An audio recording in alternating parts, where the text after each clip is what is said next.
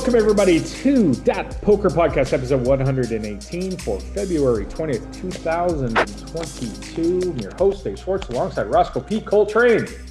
I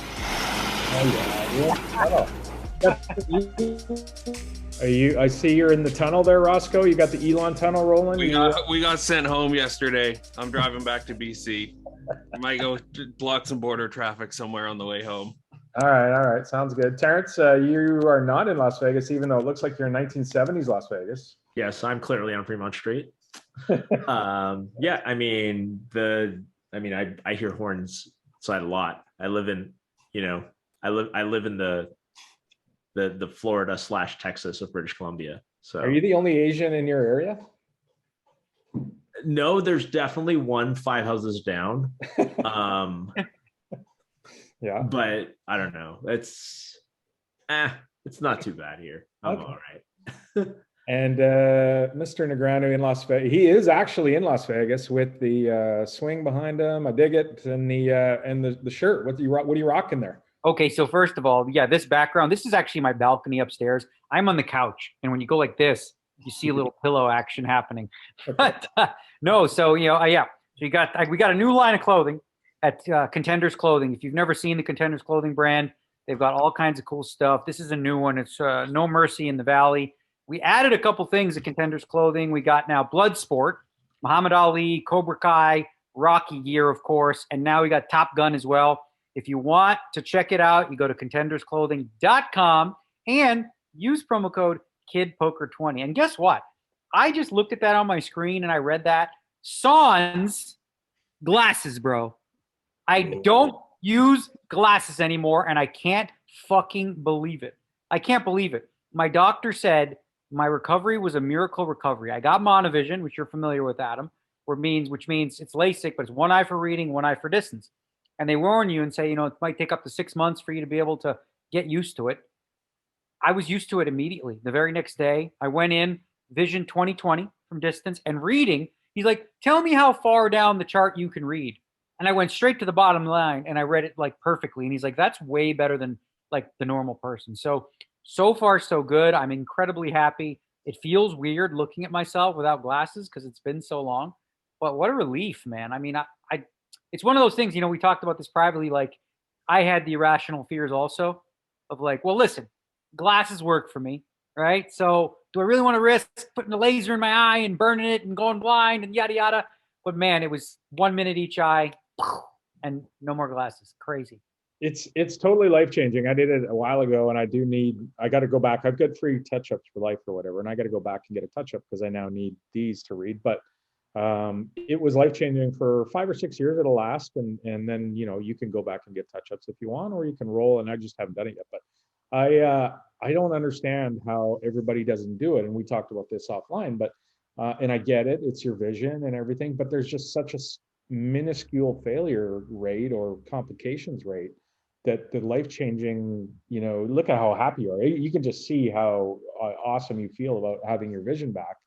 And to get that back for a couple of $1,000 or whatever it ends up being is pretty amazing. I just wish people would, kind of get past that fear you were talking about. It really is one of those things where everyone who gets it, or most people, they're like, I wish I would have done this earlier. Having said that, years ago when I went in for LASIK's appointment, and everything the lady said talked me out of it, right? She wasn't she did. She was like, I was going to do it. And I'm like, you're the worst salesperson ever, because you're basically telling me if I do it now, I have to come back in 3 years anyway and do it again because I'm in my 40s and my eyes will regenerate and I'll still need glasses. I'm like, what the fuck's the point then, But luckily this new doctor, there was one thing that gave me pause right before it, and it was a cautionary thing I had to sign saying that, like, you were talking about touch-ups.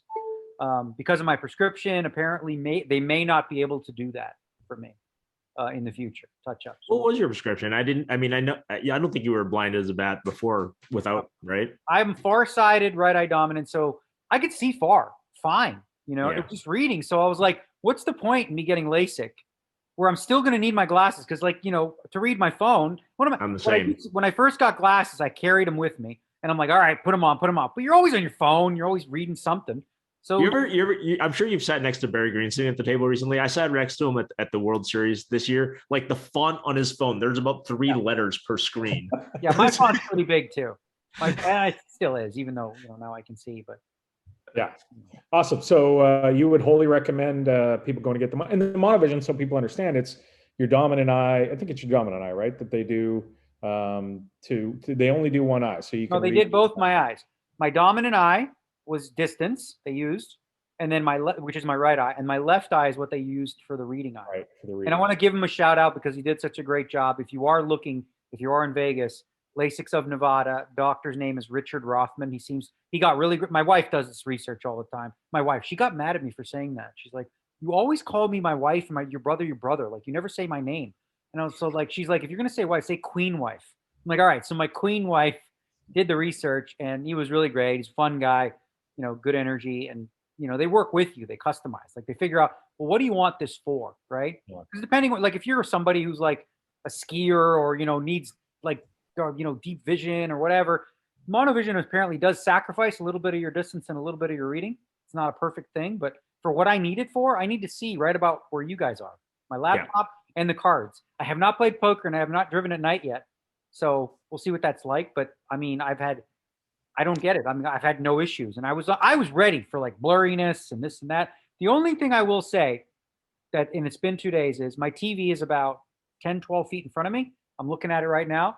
And, the words on the screen take me a little minute and they're just a little bit blurry. And that's just my eyes, I think, going like, all right, they're getting like which one looks, like which one takes over, right? Which you understand, one eye is reading, one eye. So that's kind of a middle distance where the eyes are a little bit off. But, apparently with time, that gets perfected. I will be interested to see the cards. I've had the same surgery and I have a little bit of trouble with clubs versus spades, which is just because it's at the exact right distance. It's not quite reading distance, but it's not quite computer screen distance. And depending on the lighting, when I squeeze, that's still a bit of a problem. But mine are set like a little bit farther. So I still use reading glasses actually. So I was set a little bit more for middle and far distance, but I was also still competing and stuff. You did say that through time, mine will change, right? He's like, right now you can read like all the way up here real close. He says it'll go further out, with time. Well, that'll be good, Terrence, because you can randomize with clubs and spades, right? There you go. That's what all the kids are doing, aren't they? Yeah, I think randomization is over. Can you? Yeah, no kidding. Do we have a Kid Poker 20 discount for the? Kid Poker 20 at Contenders Close. Oh no, not at the I Guy. The Tell him I sent you. He'll give me $50. Like I really. No, but here's the thing with Contenders Clothing, T-shirts and all this kind of stuff. That's not like it's not a big business or whatever, but I really like the guy who runs it. And if you're our age, right, you remember these like shows and they're like, the part of history. And Cobra Kai is actually a new show. They've also got the Karate Kid line as well and things like that. So it's just a lot of cool memories and cool vibe. And so one of my I'm going to try to pull it up as we talk, but one of my friends celebrated a birthday yesterday and we got him a cake of The Rock, the movie, not the man, the actor, sorry, not the man, but the movie. You guys like the Sean Connery film, The Rock? I mean, of course. Of course. So I got him a cake and it's got the glass VX poison gas ball in it.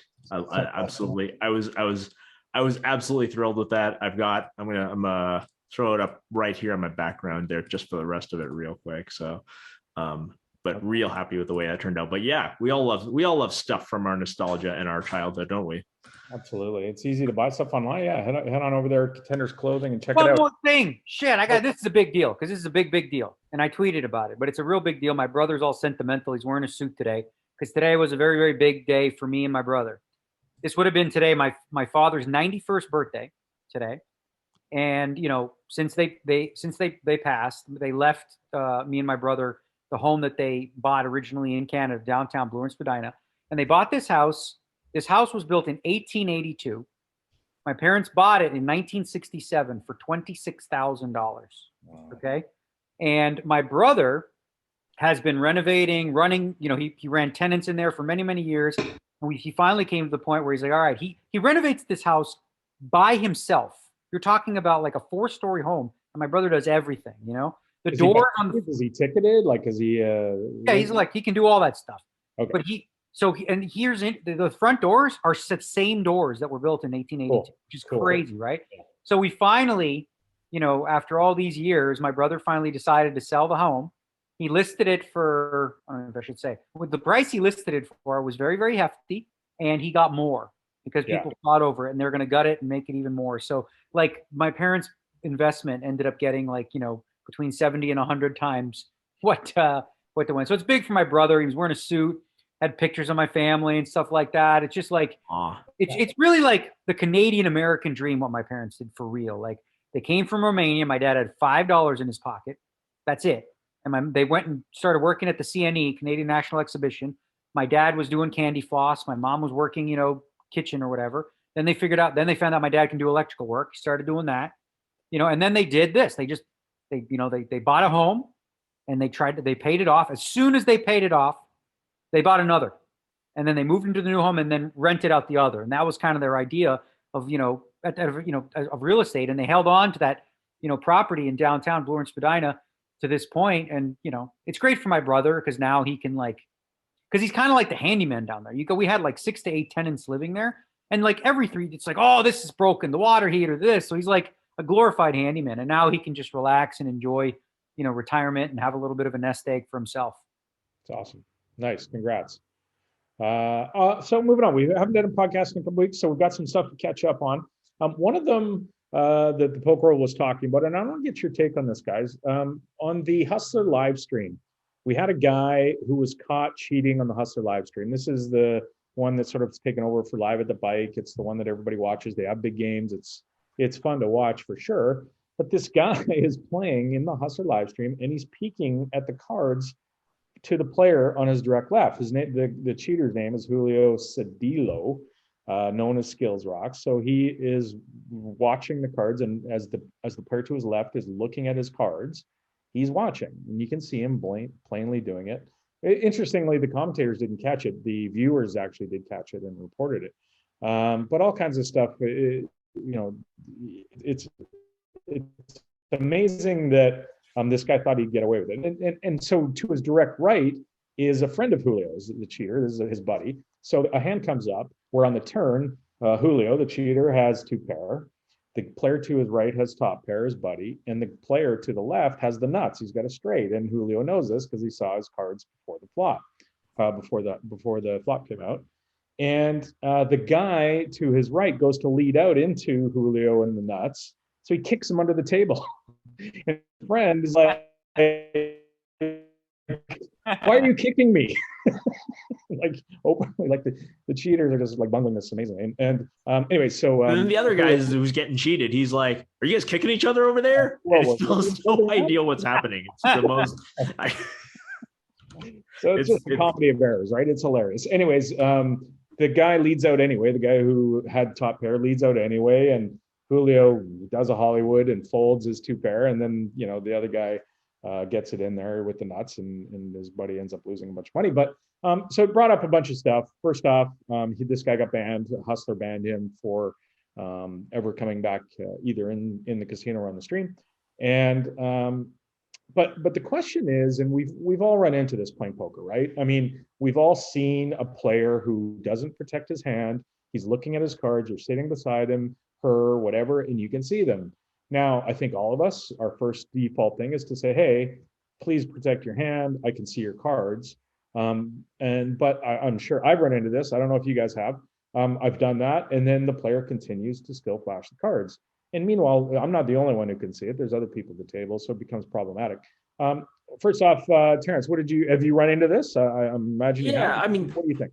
There's a lot of things I want to discuss with this, but yeah, just addressing your question. I mean, I would say that almost every time that I've told somebody that I could see their cards and they should be more careful, I think they actually have, unless they were just really drunk. Like, I think most of the time that people do it, and you play long sessions, you start getting sloppy, like, peeling up your whole cards. I mean, in Hold'em, it really shouldn't happen. There's only 2 cards, but you definitely in other games, like it's a thing where you can definitely see parts of people's hands, if not the whole thing. I don't think it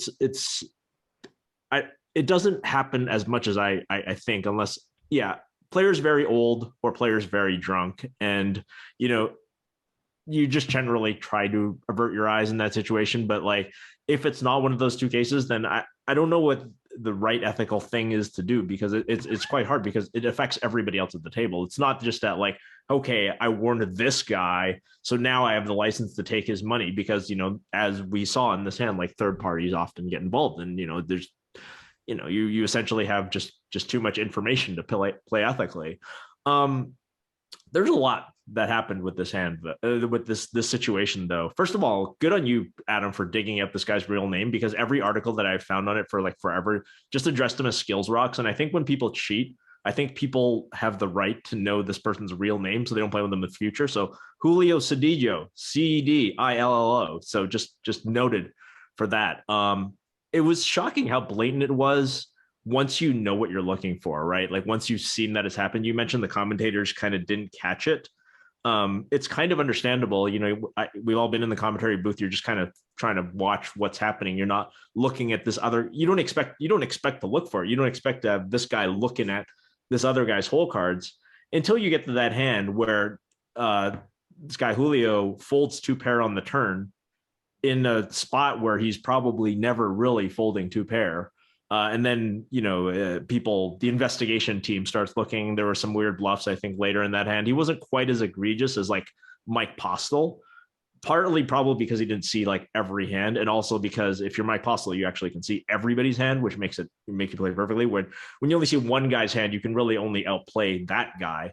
So it wasn't like that, but surprised how blatant it was. And with respect to the responsibility to protect your cards, I mean, I hate victim blaming. Like I really do. Like, yes, you should always protect yourself. You should always try to look at your cards with the minimum level of exposure. But I think, to me, talking about responsibility to protect your cards in this case takes away from the fact that this guy's a cheater. And so I don't like going down that line too far. Daniel, Yeah, this guy's ballsy. I mean, it's like when you think about somebody who does this kind of stuff, like, you're on video, like you're on camera, like people can see this. But it reminds me, and Willie, I think his name was Willie. He was an Asian European player.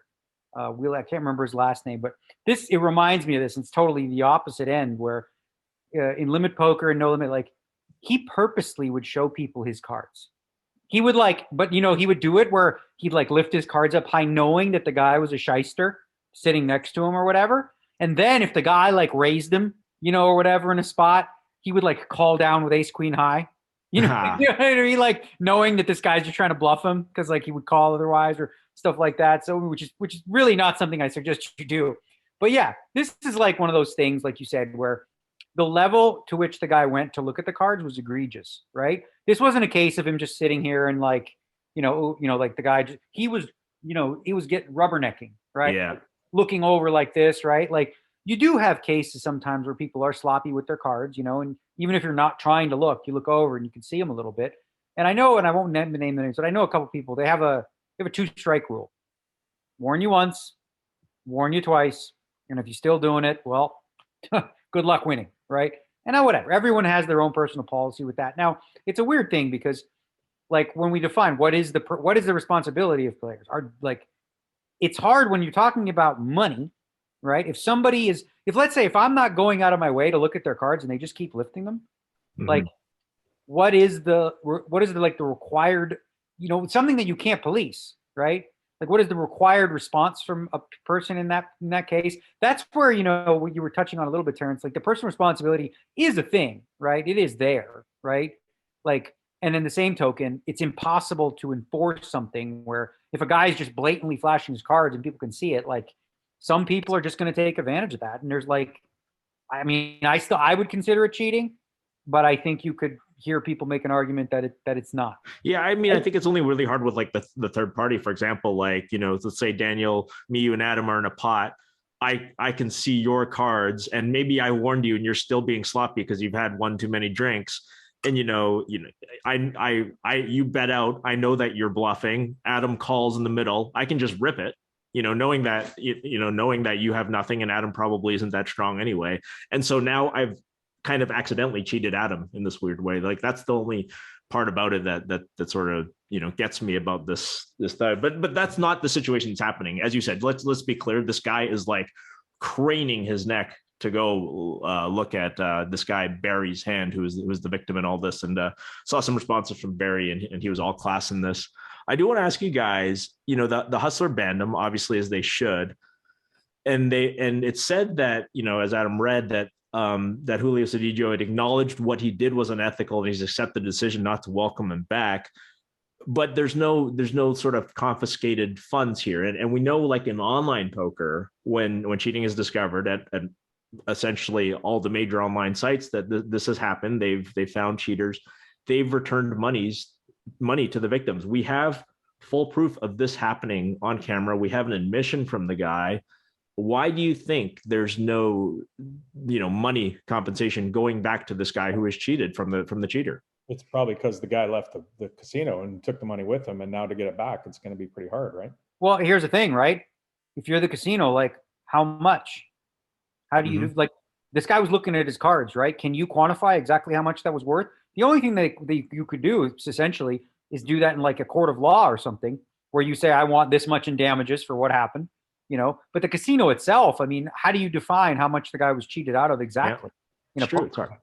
Right? I mean, we know that one hand. I mean, like, right. If you talk about that one hand as a minimum, I mean, it's the guy can always say, oh yeah, you know, I had a feeling, and I always lay down 2 pair in that spot, but we know that's nonsense. But yeah, I agree. Yeah, it's ambiguous. Like, I didn't see it that time. I did see it this time. Like, I don't know. It's impossible to quantify. I think it would just be a court thing. And from a casino's perspective, generally in these cases, they're like, you know what?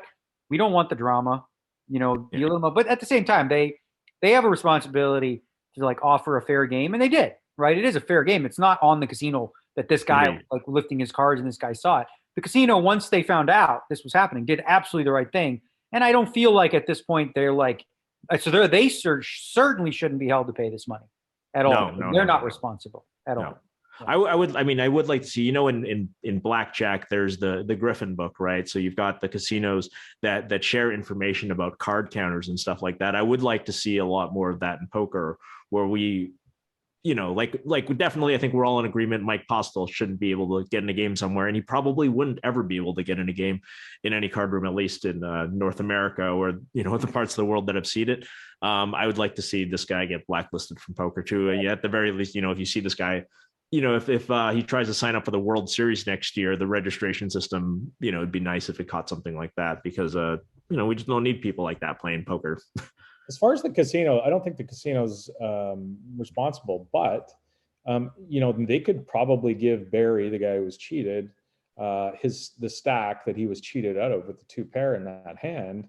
And, you know, are they responsible? No. Should they do it? I think it would probably be a good thing for the PR. For them out of pocket? That sets a really bad precedent. Yeah, that was a big pot. That was a lot of hours of rake there. Well, I don't know that. Well, first, I mean, you know, it's not a ton of money, I wouldn't think, for them.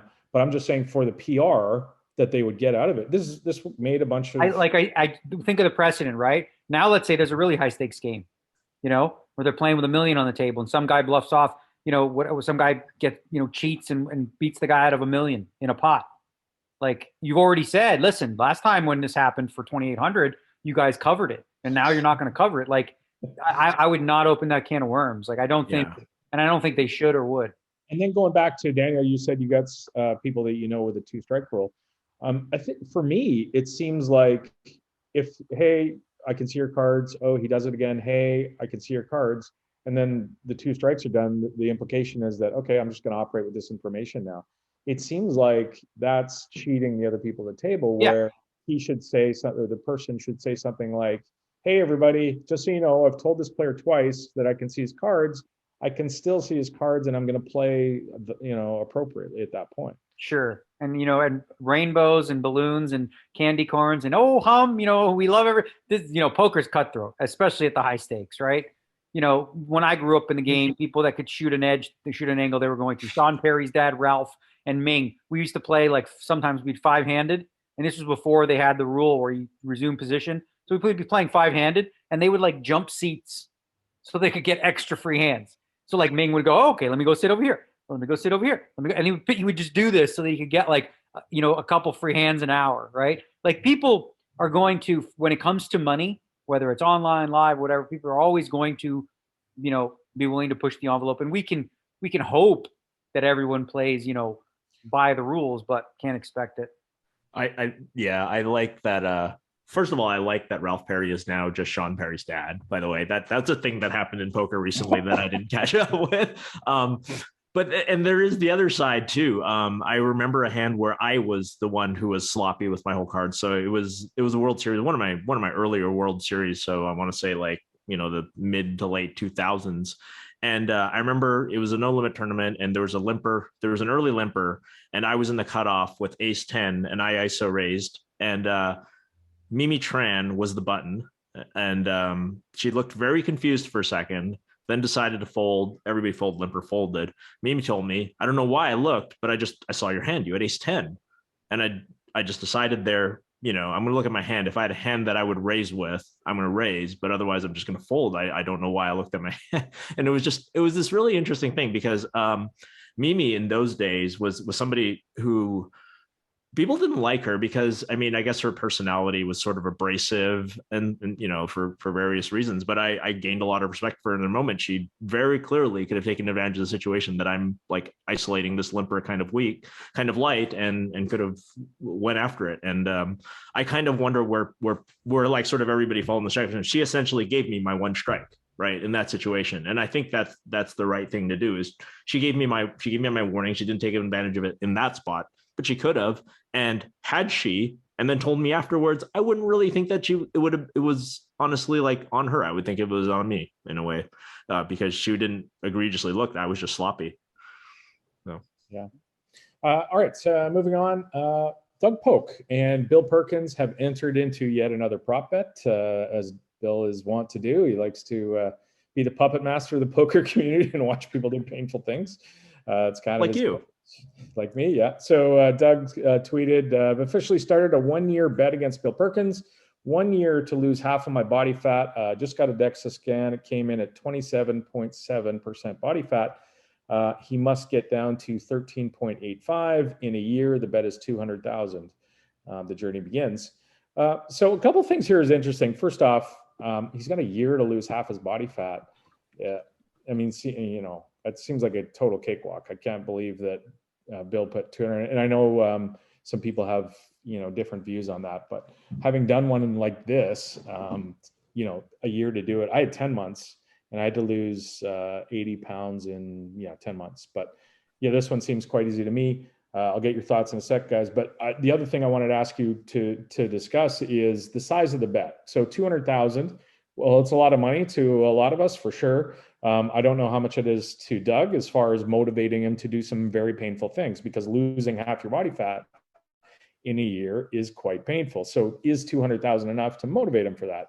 Terrence, you are the resident. Well, Daniel's shaking his head, so I want his take okay, first. Daniel, go. Yeah, I don't think it's painful at all.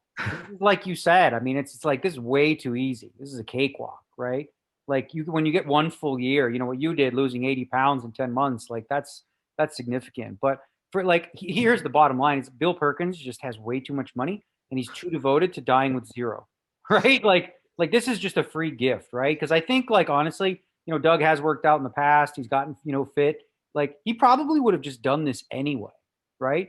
So to get to like 14% body fat, like it might sound, you know, all that extreme, but really it isn't. Like once he sheds, you know, probably the last couple percent, I would imagine, would be like where it gets a little more difficult. But having a full year, like if this was a 6-month bet or 8 months, I would be like, all right, now we're talking about something, you know, reasonable. It would take some expedited work. Or for the numbers like a little smaller, like 10. I mean, you know, 10% body fat. Yeah, like that guy Charlie. Like 8 would be really, you know. Yeah, like Scoop, like what's his name? Scoop? I can't remember his name now. The guy, you know, there was the Dan Bilzerian bet, and with the guy, Scoop. Oh, the fuck.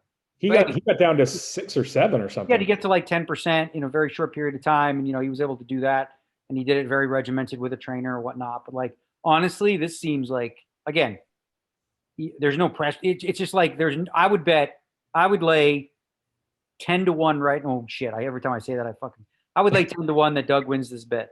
It's just not. It's not close. I don't think it's reasonable. It shouldn't be. That being said, I would probably take 10 to 1 just because people just decide not to. Like I said, it's not a huge amount of money. Doug, yeah.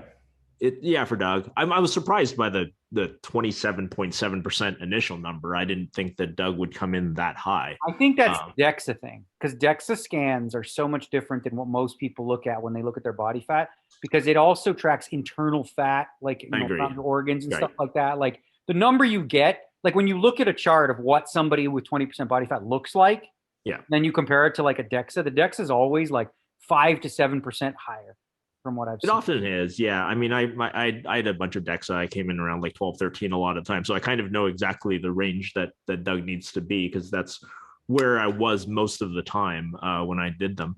But even still, like I didn't think like when you're talking about like 30%, like he's like Doug posted that picture of his shirt off and he's like a little doughy and he's got some love handles, but like 30% is like significantly doughier than what I thought I saw with Doug's picture. I mean, I agree he's a favorite. Matt's a favorite. He's also a guy who's like, he dedicates himself, obviously, when he starts a challenge, whatever that may be, and usually, finishes it off. And again, this is one that's so fucking easy that like, even if he goes at 70%, he's still going to get there. It's just not that difficult. Yeah. Terrence, were you 12 or 13 when you fought just before fights? Like, was that what he's got to get to? I mean, I didn't do a DEXA just before fights because I mean, I didn't compete in bodybuilding, right? Like I competed in MMA, so it's not so super important to get body fat numbers. Mostly what I was doing DEXA for was actually bone density to just make, because a lot of time that's one of the nice things that DEXA gives you is it sort of gives you your bone density. And so I was doing body fat just to keep tabs on things. But yeah, I mean, I was when I was in like pretty good shape, I think I was in like the 11, 12, 13 range most of the time.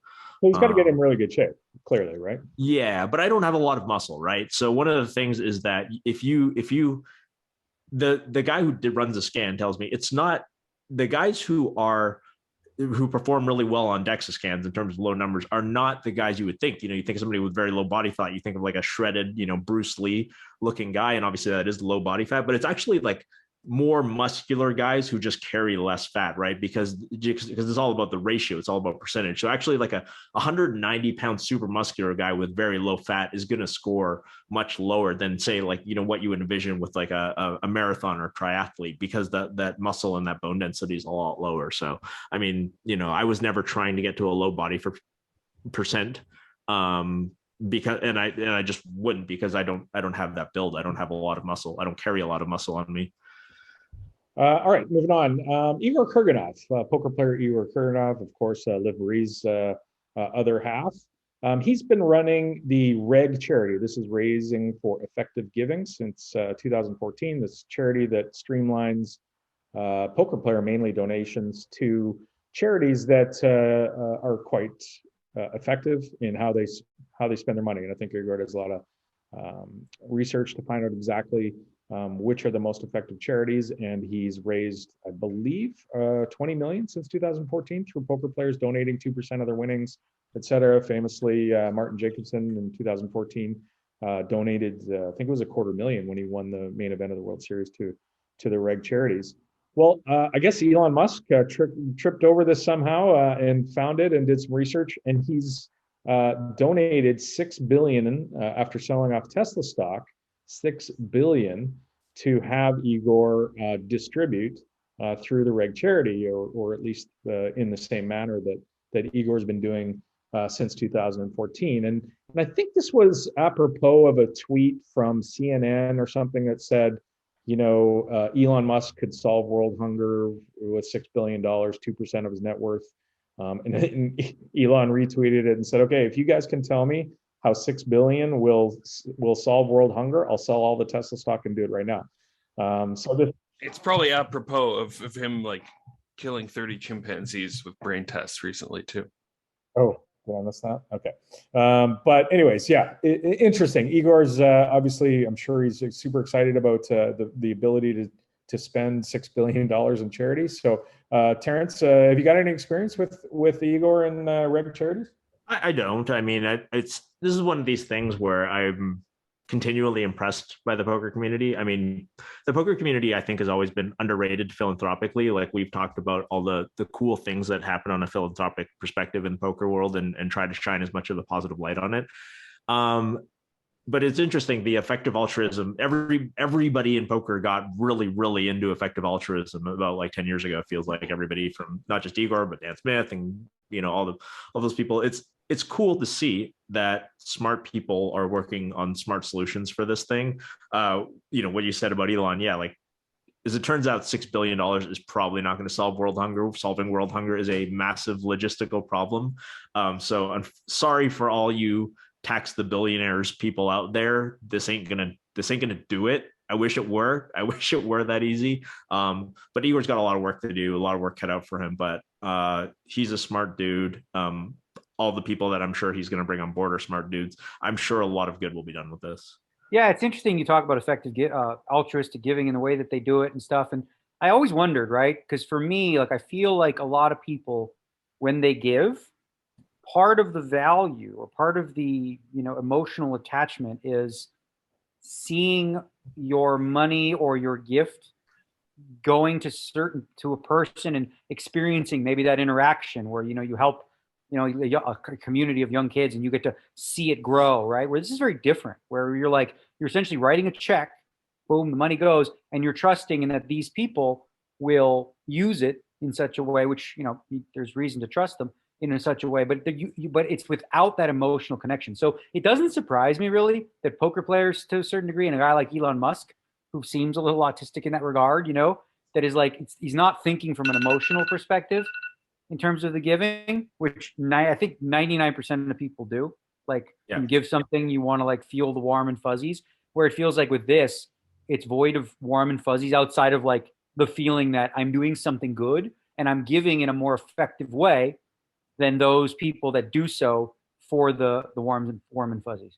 It is. I mean, there's a sort of idea in like, if you think about all the people that, if you saw a little kid drowning in a river or something like that, I think most people would go in, no hesitation, dive in after they can, try to rescue a kid, bring him to shore.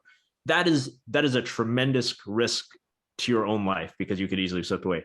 On the other hand, like, how many people who would do that are even donating like $50 to mosquito nests in Africa, right? Yeah. Like, mosquito nets in Africa save lots of kids, lots and lots and lots of kids. Whereas like, people who would be willing to like jump, put themselves in harm's way for like one kid because that kid happens to be right there.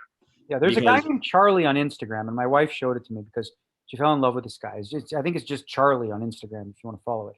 Essentially what he does is he finds homeless people or whatever with a story or whatnot, and like you see the video, and then like he'll take a guy who's like, some lady who is homeless and she cuts hair and she used to have a shop and things went bad, and he will like just give her $30,000 and start a shop again and like restart the life one at a time, right? And like he gets donations from people, to do this. And when you look at that, you think about comparing that to effective giving, you're like, well, man, that's not all that.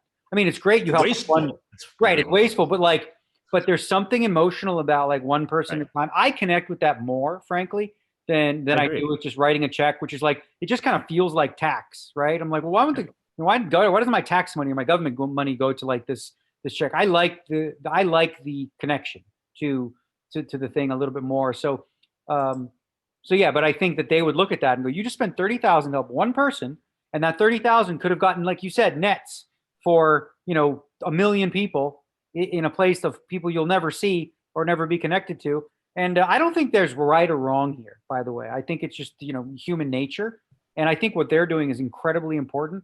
But I also think charitable giving about things that you're specifically passionate about is again equally important. It's so personal, and like the effective altruism community does fall down a little bit on this in completely neglecting, as you say, the human aspect of it, and it is a lot of the time because you say it's like these hyper, I don't want to know if autistic is the right word, but like just being hyper rational and hyper logical and just being like, well, $1 here is $1 that I'm not spending on everywhere else. It's like you can kind of do both. Like you can get the warm and fuzzies and also try to do the most good, where you can. Right. Like, so like, for example, you're walking down the street and you've got money and you see a homeless person, there, and they're asking for money.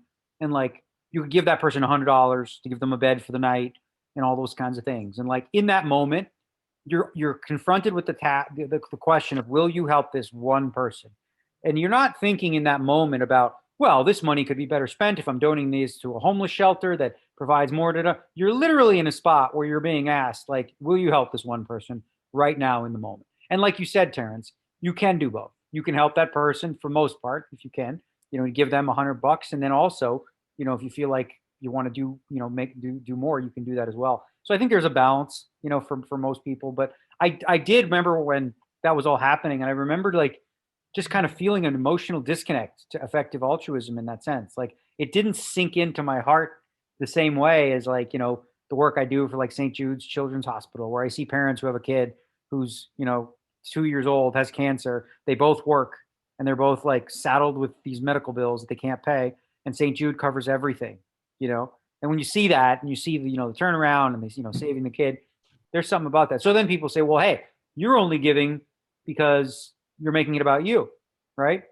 But essentially, there is no such thing as a selfless act, because every time you do something for someone else, it is either reaffirming or it feels good.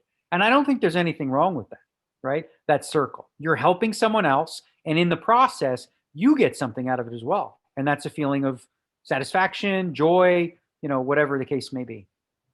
Positive sum game. We're always looking for positive sum games. Yeah. $6 billion is going to do a lot of good things, I'm sure. And Elon Musk. Speaking of billionaires, do you guys listen to the All In podcast? Do you guys listen to that podcast? This is Chamath. Sorry, I pronounce it wrong every time. Polyapatia, Jason Kalinakis. I listened to one of them. I'll tell you, you probably know which one I listened to. Well, the recent one, Ross, did you get the video? They were talking about, so they're all buddies with Hellmuth, right? Which is pretty funny. Because Phil hanging out with the billionaires and playing poker, and it sounds like they have a lot of fun because these guys all play poker and they talk about the poker game on the podcast all the time. But they really ripped into Hellmuth pretty good. Ross, do you have it? I just need a second to pull it up. Okay. Well, while you're talking, I'll tell you that if I ever do see Chamath at a poker table, I'll tell him to fuck himself, because the episode that I did listen to was him talking about no one cares about the Uyghurs and who gives a shit about the Uyghurs. So if I ever happen to be around Phil and that little shit's in the way, then I'll give him a piece. Yeah, of my mind. I'm not going to punch him. I think he backtracked some of it and went back and fuck him. He said he said what he thought. Fuck him. Yeah, it was pretty raw, some of the stuff he said, and he got absolutely lambasted for it for sure. Anyways, do you have it, Ross? Co-founder of is there. Great guy. I'm like, how do you wind up here at the game, sitting here, having a beautiful dinner with us? And he's like, well, and then Chamath goes, and he points to Hellmuth. Hellmuth found a billionaire. When Hellmuth finds a billionaire, what happens? He's tied to the hip. He has like a billionaire. He's a billionaire wrangler. Hellmuth is like one of those truffle dogs in Alba in Italy. You send him out into the woods, he forages around, he finds a truffle, just digs it out. And that's it. It's like and then he follows like a dog. He follows the billionaire around. Tail wagging, waiting for his owner to show up and pick this little billionaire off the ground. Hey, here's another one. Look, Daddy, see? Unbelievable. I found another billionaire. Hellmuth is the most insecure person, but he's such a beautiful human being. I mean, he's a great human. It's like the tale of two people. He really is a walking case of schizophrenia and narcissism. Just and that's Chamath saying that.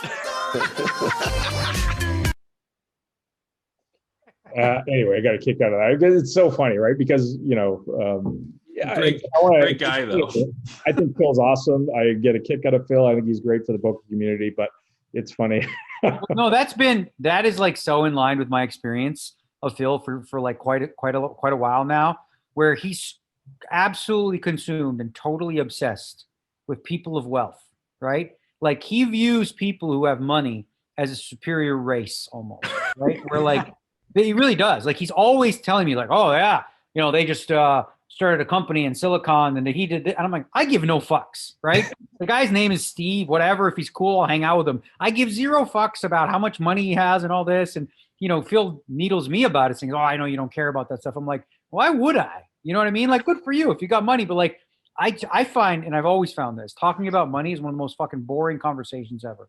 When people, especially wealthy people, like, oh yeah, did you see XLP went up 4% and good time to buy on the NASDAQ, blah, blah, blah, fucking YouTube. I don't know all this fucking lingo, but it's like, once I hear people start talking about like money and all this kind of stuff, I just tune out because I don't care that much. And I'm amazed, frankly. I'm amazed. And I'm fascinated by people who have, let's say, $1 billion who still give a fuck about money in any way, right? Yeah. Like you have more money than you could ever spend, like, and you still give a fuck about money. Like I don't have nearly that much money, and I give no fucks about money. I really just don't give a fuck. It's got to be like a video game arcade score at this point. It has to be. It's the only explanation. It comes from insecurities. It's like, oh, I bought a 60-foot yacht, but look at that. You know, Bob over there, he bought a 70-foot yacht. I got to make more money so I can get an 80-foot yacht.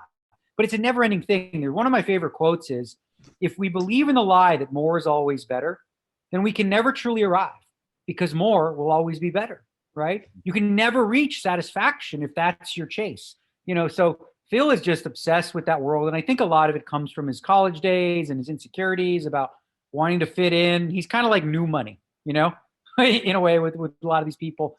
But, you know, what they're all, you know, describing, if someone says, like, for example, Terrence, he meets 3 people, one of them says they're a billionaire and the other 2 are whatever. He's going to, just based on that alone, no question about it, give that person more time, more energy than the other 2. And this isn't something he's doing to, like, you know, demean the other 2. He's just completely obsessed with the person there and would be dismissive of those that, like, you know, are not on that. Like, that's his chase, like they said, like they described it. Chase him around like a puppy dog, you know? And celebrities, he's the same with celebrities, you know? He goes up to celebs. Like, you know, he's got another tweet. He tweeted about Tiger Woods. Oh, holy Tiger Woods shit. told me, like, that oh, was I got my amazing 16th. even for Phil. Tiger only has 15. Can we read this? Do we have it anywhere? I'm gonna have it up in 2 that seconds, tweet guys. is so good. I'm blocked, God. so I can't see it, but I had to see it through you guys. And when I saw it, it was like, oh my God, this is the best ever. Okay, just February 18th. Just ran into. You should share it on your screen if you can. Oh, absolutely. Yeah, give me share privileges over here, and I'll fire that up right away on there. Can we just say again that we love Phil, by the way? Can we say that again? Let's see. I can't do it because I don't have the right just version. read it. You can read it. Read it's fine. Okay. All right. Yeah, I just new computer, don't have it set up. Okay. Just ran into at Tiger Woods, Nobu Malibu. Told him I had to tease him. He said, okay. Then I showed him my 16th at WSOP bracelet, brackets. He has 15 majors. Of course, his accomplishment is bigger, but we tease each other hard. He loved it. Proud of you, Phil. I knew you could do it. Made my day. Just imagine being Tiger in this. I'm never going to pretend I know what it's like to be Tiger Woods, but can you imagine Phil Hellmuth walking up to you, trying to quote unquote needle you by telling you he has 16 WSOP bracelets while you only have 15 PGA majors? I mean, he had another tweet recently too that I had to come up with. I was like, oh my God, I have to troll this tweet. And this is one of my favorite tweets I ever did. He was like writing a tweet bragging about this film that was going to be made called The Madison Kid, about his life. And they had like Ashton Kutcher and some This was good too. This is great too. Ashton Kutcher and some other Christoph, like other good looking guy who was going to do it. But the thing that, you know, and I'm like, these are like 2 good looking movie stars, right? And with all due respect, Phil, right? I'm like, these are the guys that were perfect to play you. So I tweeted out something like, there was going to be a film about my life called The Toronto Kid, you know, and the problem was 3 stars were fighting over it. David Beckham, Michael B. Jordan, and Brad Pitt. They were feuding so much, I decided to can the project, right? Because it's like equally ridiculous, you know, to his tweet and stuff like that. But this is Phil, you know, like he said, he's a cross between what are those 2, narcissism and schizophrenia or whatever. But like he really is like, if you know Phil like deep down, like he's like a softie, he really is. And a lot of the bravado stuff, it just comes from really deep insecurity that he masks with this sort of like, you know, dominating, overbearing, like tough, strong personality of like, I'm the best, I'm the greatest. It's like every time he's saying that to other people, deep down, he's convincing himself that he's worthy.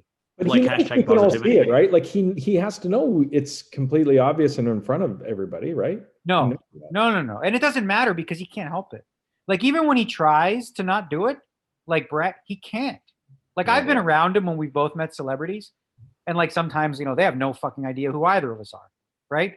But Phil, he like puts them on the same level. He's like, yeah, I got to be on set tomorrow too. I got a thing I'm doing, I got to work. It's hard for people like us, right?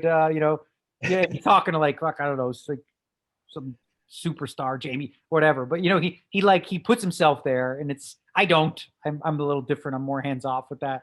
But yeah, he has just a need for approval from. He doubled down on this Tiger Woods tweet too, because he goes later in the day. It's made my day that at Tiger Woods found me at Nobu Malibu and told me he knew I would win bracelet number 16. So like it goes even further. Like now the situation is like Tiger's walking up to him and said, "Man, congrats on number 16, Phil. I knew you could do it." Like in what universe did this happen?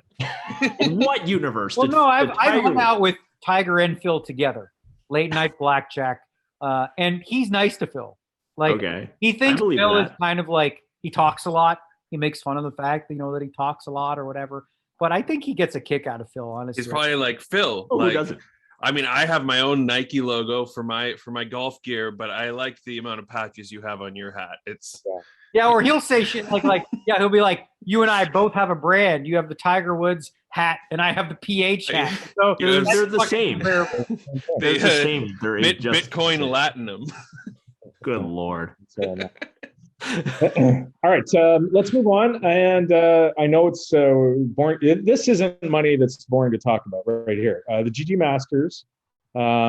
This is the Sunday tournament. It started with I want to say $200,000 guarantee. It was so. I'll give you It started with a $250,000 guarantee, with $150 buy-in, no reentry, and I thought that was a little much. But we hit it, or we missed it for 3 weeks in a row. Missed the first one, I remember. We missed the first 3 weeks. So you know what they did? Let's double it. So they went from 250 to 500,000 to where it stands today, and now they're going bonkers. On March 20th, like I did a video about this, because it really is crazy. I said if they hit this guarantee, I'll shave my head. Some people think I should anyway. Whatever, I got plenty of It's head. Underrated. I mean, I'll tell you. I've done it. I don't have a good shape head for it, so I definitely don't do it. All right. But this is insane. Like when you think about the number of people you're going to need, right? Now, I thought at first most people would like, so there must be one of those, late reg for 3 days, and you can rebuy 100 times, and that's how they'll get there. But it's a freeze out. You get one shot for $150. You're talking about a tournament that's going to need well over 30,000 unique entries to get there, right? And I don't think there's any chance in hell that they're going to hit the guarantee. So it's essentially free money. And I love that GG has the balls to do stuff like this, right? Because it's a big deal, and it is like it's great value for everyone who takes part, and they're willing to take the L, if you will, because long term, it's part of their thought process is always like, giving back, finding ways to give bonuses to players in a unique and different way than maybe some other sites have in the past. Not necessarily, the old school supernova elite model, but more stuff like this, money being taken in to be able to afford to do a promotion like this. Because listen, I mean, like I said, are we going to make this bet again? Do you guys think this has any shot in hell of hitting the guarantee? I was just going to go there. 100 to 1 that they make the 32,000 people. Last time I did 100 to 1, I got fucked. No. We're not going to do that because you're going to shave your head. We're going to actually shave your head. On the podcast, you will shave your head. Ooh, yeah, here. sweet. Okay, so I'll shave my head on the podcast if this thing hits the guarantee naturally, which means like, actual, like not pre-rake, post-rake, or whatever the case may be. Like they haven't hit the guarantee. Well, me, Ross, and Adam have to have our fingers hovering over the registration button in case it gets like 33,320. We're just gonna be like, I had no intention of playing this thing, but now I fucking am. I'm the one that's gonna get his head shaved. Yeah. Now we can raffle it off. We go, Daniel, I'm the one. If I hit click, you're gonna have to shave your head. How much is this worth? But I'll tell you what, I think the average Joe really appreciates these kind of tournaments because you hear how often do we hear guys say, "Oh, these re-entry tournaments, all the pros just play crazy and they get chips and they knock me out with stupid hands," right? This is Freezeout. This is, what they would call real poker. Au natural, bust and you're done. Just like that. So this is the rare thing in poker today to see such a huge guarantee without any re-entry, and it'd be a total freeze out. Is that a 1-day tournament? Do you know? 2-day. I believe it's 2-day got to be a 2-day. Yeah. They're doing area specific areas. There's I think Europe, North America, and there's 3-day ones, and then it goes into a day 2 because of the time zones, right? They want to make sure that everybody plays in the right time zone, I think. Right, multiple day ones, but you can only play them one time.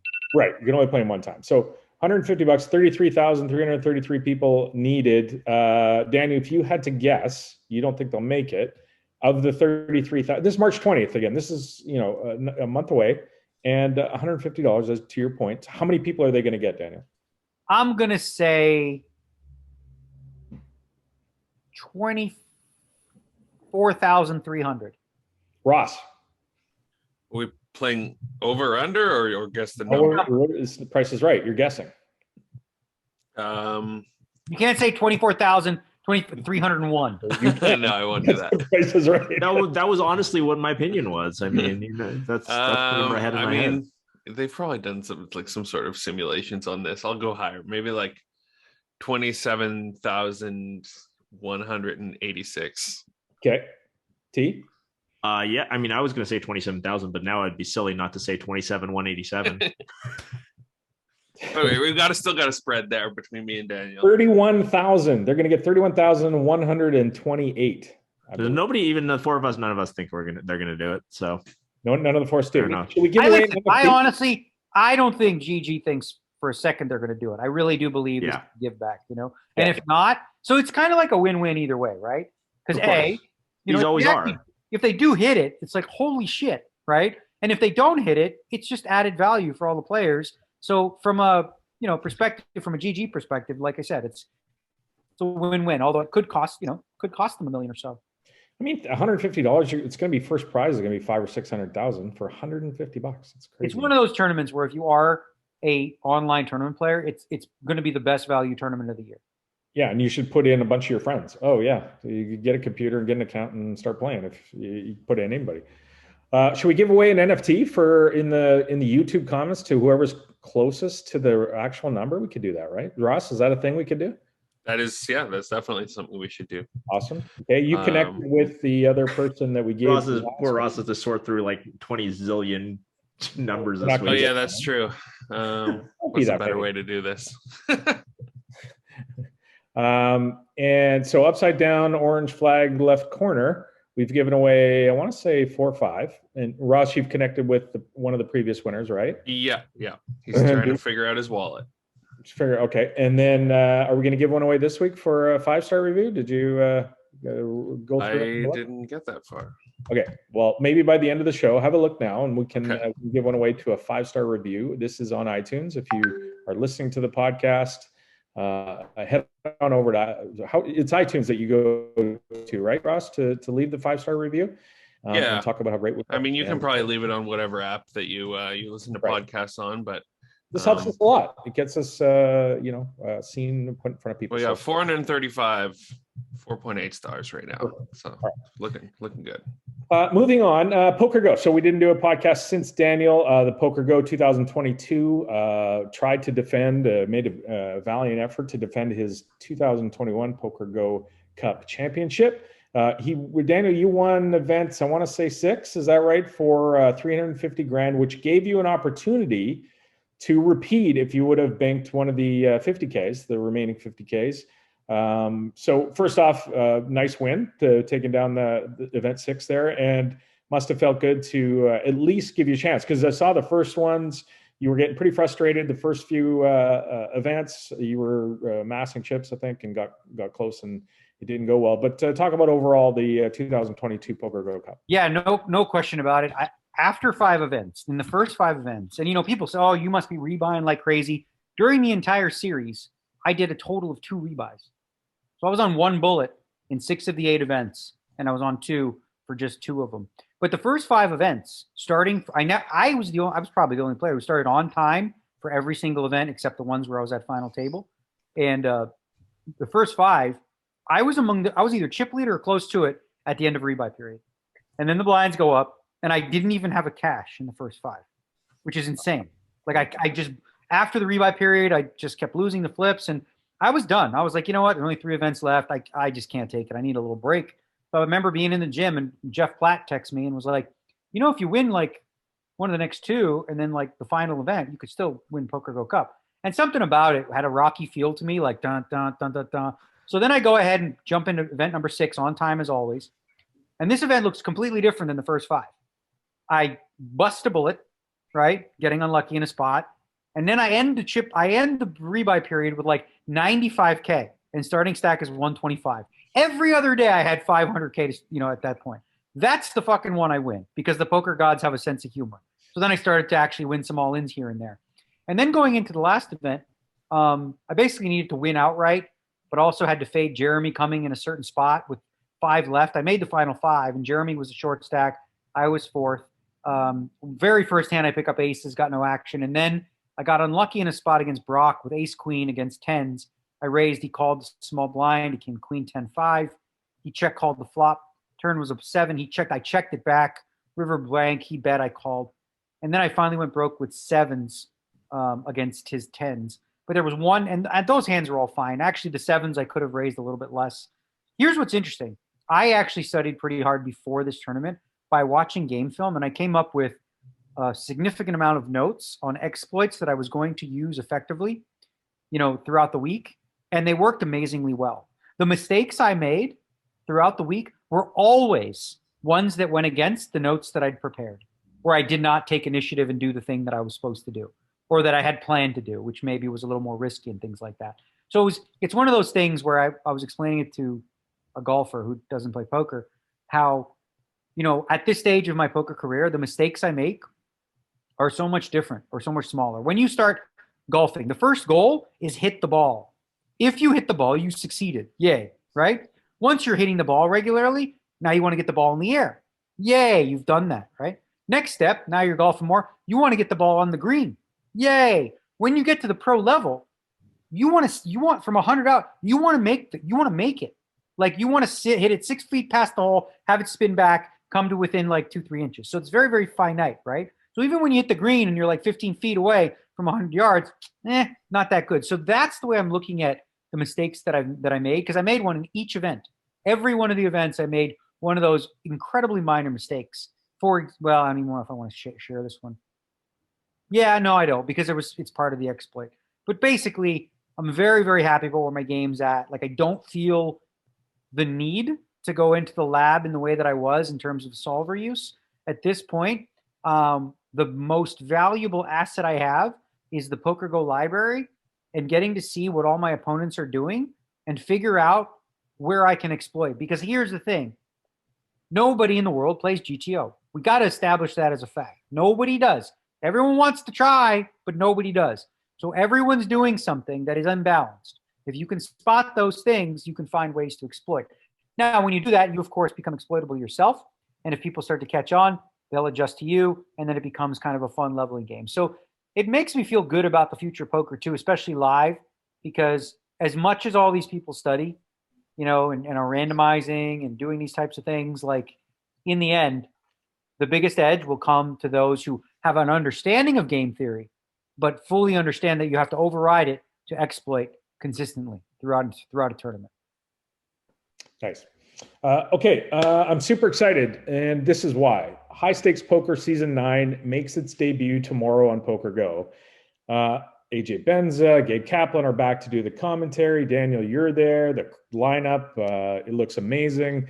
My favorite show of all time, and I'm sure I'm not the only one regarding poker, is back, and we're looking forward to this season. Now, I thought it would be fun if each week we go through, we each watch the episode, and then we break it down and we talk about a hand, we talk about all the fun things that are going on, maybe the lines that AJ and Gabe are doing, or whatever happens. There's going to be a ton of fun stuff happening. We can go through it each week, and you guys up for that? That'll be fun, right? Down for it, absolutely. Cool. So we'll do that. Daniel's up in there watching this on his treadmill anyway. He's going to be studying the tape on his treadmill anyway. Yeah. Definitely. Yeah, I think people can really enjoy this season of High Stakes Poker. There's definitely a lot of throwback lineups.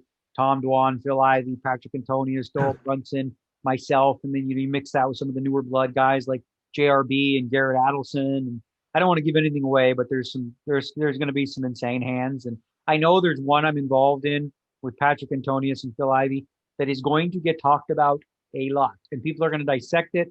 And they're either, some people are going to be like, no, what Daniel did is correct.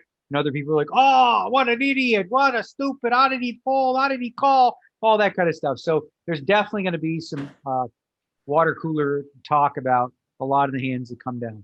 Nice. This is all because of the props. That is correct. That is correct, sir. All right. We're going to skip tweets this week. We got some emails. We're going to get to at least one of them. Roscoe, why don't we just hit the mail drop? Email number 1. David writes, hello, datpokerpod. My name's David. I've been playing poker since I was 11 years old in home games. I recently watched a movie, Lucky You, from 2007. My condolences. About a degenerate gambler who has some issues with his father. I noticed Daniel sitting at the poker table for one of the scenes, as well as a few other big-name poker players throughout the movie. I was hoping Daniel could talk about being in the movie, how he was asked to be involved, and if he did any consulting on actual poker playing scenes. I hope he didn't. Love the podcast. Thanks for your time, David. Yeah, of course. That was, the director was, big poker fan, and he wanted to make it as authentic as possible. I was sitting next to Robert Duvall, in the Bellagio. They had, several other pros who were helping a little bit with some of the, the technical things. And I really enjoyed sitting next to Robert Duvall. He had a lot of very strong opinions. I'll share one because why not? I don't care.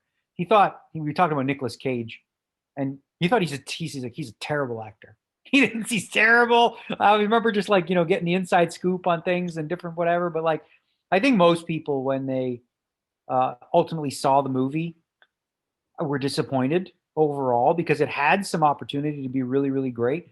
But they spent time trying to appeal to a wider audience by making it sort of a romance love story, but it didn't make sense. Okay, so you met this girl the night before, and now you're in love the next day. And there's that doesn't make any sense. So the cooler parts of it was the Huck-Seedish moments where he's on the golf course and, making prop bets and gambling. And I feel like if they would have stuck to just leaving it as a gambling movie, and they marketed it too, the Drew Barrymore character along with him is kind of like a love story, but the love story just for me just never worked. That didn't make a lot of sense. And if you just gutted that and added more of the poker, I think it had potential to be really, really good. But the experience was fun. I've done cameos in a lot of different films, but I remember watching it, the opener, with a group of everybody watched it together. We all had a premiere, and at the end of it, people were kind of like, "Huh?" It just didn't hit home in the same way that we would have hoped. That's the one Savage is in, right? I think he tweets his residual check that he'll get a residual check. Yeah, Jennifer Harmon and John Hennigan actually played the Ralph Perry character from that year, which was kind of funny. But his residual check is like $3.73 kind of thing. It's kind of funny, right? So you were Wolverine too, right? Wolverine was the residual is probably better than $3.78 there, right? The Wolverine thing was kind of fun and interesting. And I remember I was writing a lot of blogs at the time. Remember blogs? Because I went to Sydney, my agent Brian is like, hey, they're looking for a poker player to do a cameo in Wolverine. They sent me the script. I looked at it. I'm like, oh, this seems really cool. So I fly to Sydney, Australia. It's supposed to be 3 days. I'm supposed to go there. I'm shooting I'm in a 30-second scene in this film that takes place in Louisiana in the 70s. So I had the long sideburns, the greasy hair, the mustard colored lapels and brown ugly, blazer and stuff. And so I remember being there for the 3 days we were supposed to. And then there was an internal fight between, the production company or the directors, and they wanted a different set completely. So I ended up being in Sydney, Australia, completely alone by myself for 2 weeks, in a hotel. And I remember walking the streets of Sydney, going to this vegan restaurant that I would. And I had these really surreal moments where I felt so connected to the homeless people that I saw. Because I got the sense of how lonely they were. And not that I was lonely per se, but when you're alone with your own thoughts for that long, I don't know. There was a lot of introspection happened, and I felt a deeper connection to them. And eventually, the Taylor Kitsch was in it, so I saw him a little bit. And Hugh Jackman. I remember him being one of the kindest, nicest people I've ever met, and I was amazed. We had probably anywhere from 80 to 100 extras, in the background scenes, and he knew every single one of their names. and he would say hi to them like each time and gave them the time of day. Like he really gets it. And I remember being just blown away by that. What a classy guy he was. And the experience was really, really, fun to see also the CGI and how they do it. And I remember, for one of the stunt scenes, his stuntman comes in and his stuntman looks eerily like him. Right. And his stuntman, and this is is married to his sister, Hugh Jackman's sister. So I'm like, whoa, Yeah, there's something happening there. Yeah, what's going on over there? That's so weird. But I just remember like the one scene where Hugh Jackman gets like blown off of this chair and flies into the stairs, and seeing, the stairs were all actually sponge, and, there was CGI to do it. It's really cool to see, the end product. I've never been, involved in a production that had that level of like, special effects. I've got a good Taylor Kitsch story that I'll tell another day. But all right, move on to email number 2. Okay. Email number 2. Kyle Johnson writes, "Hi guys, let me know what you think. I just played 6 or 7 levels of hand for hand. 6 or 7 levels, really? And I never want to do that again. I guess you don't. The idea is basically that none of the players would be aware of the payout structure until the bubble has burst. To do this, it would take some investment from whatever casino organization is hosting the tournament.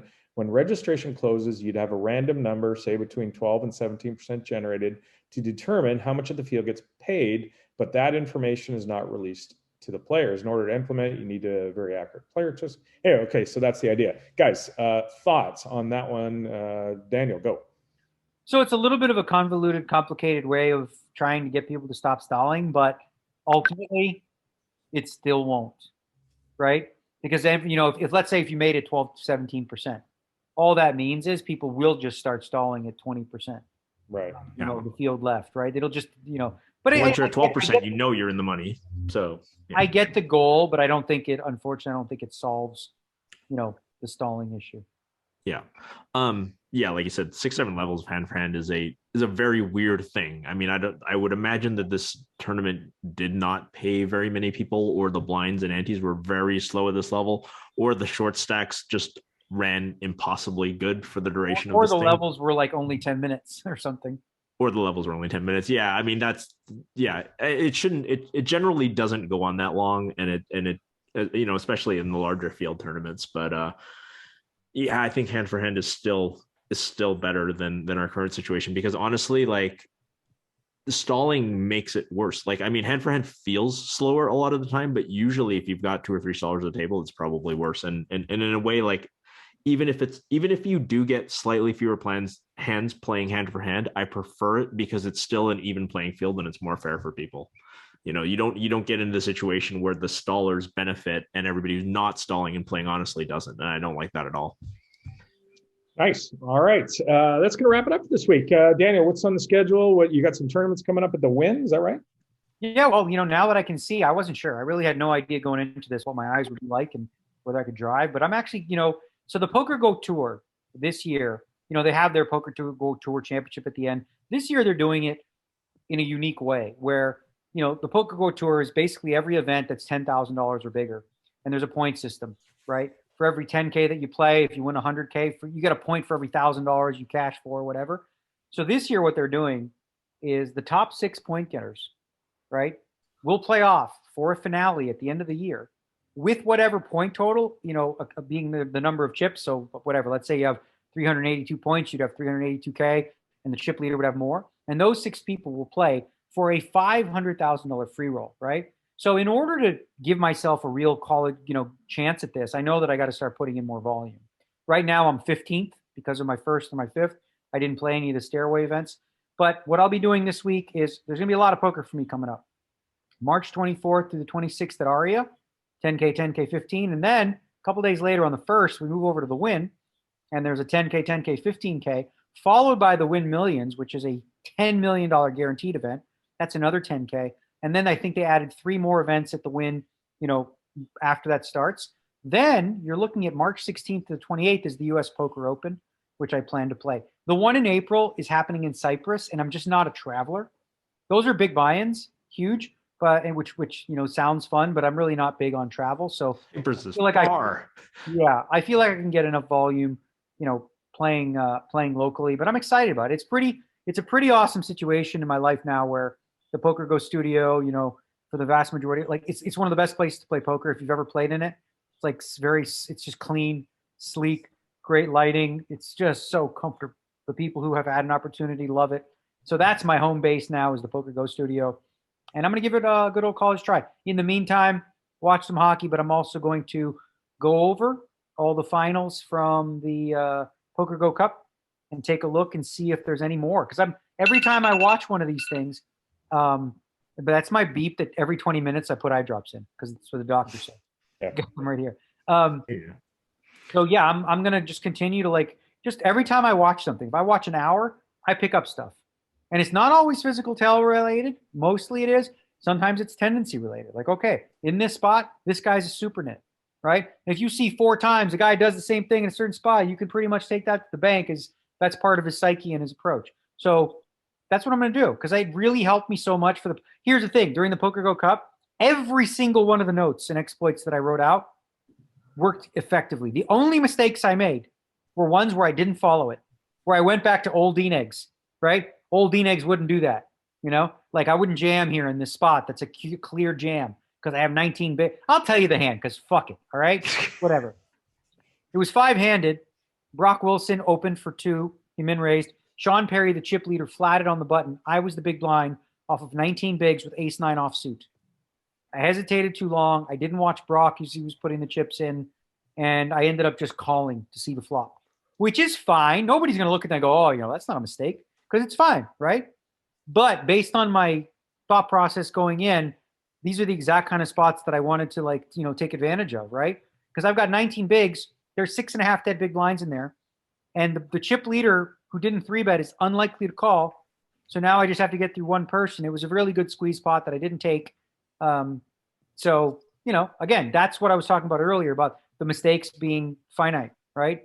Because if you look at that, it's like, that's not really a mistake, but it's not the best play available, which is what I want to be making across the board. And I'm very excited about where my game's at, and I'm going to continue to, improve.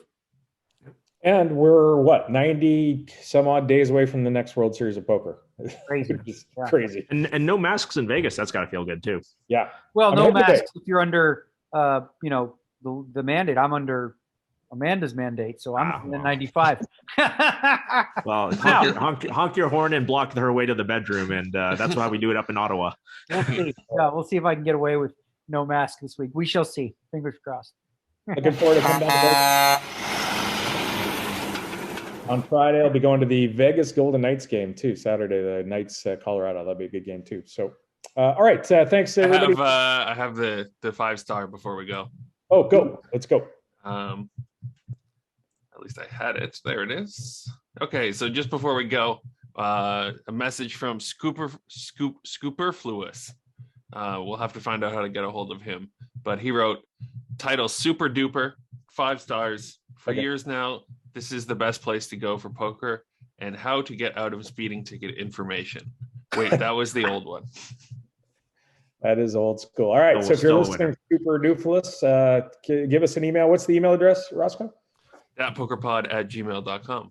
Send an email to us. We'll get you your upside down orange flag, top left corner, and open an OpenSea account, and we'll get it over to you. Thanks to you guys for getting together this week. Thanks to everybody out there listening. We will enjoy the High Stakes Poker Season 9, and we will talk about it in the next pod. Good evening. See ya.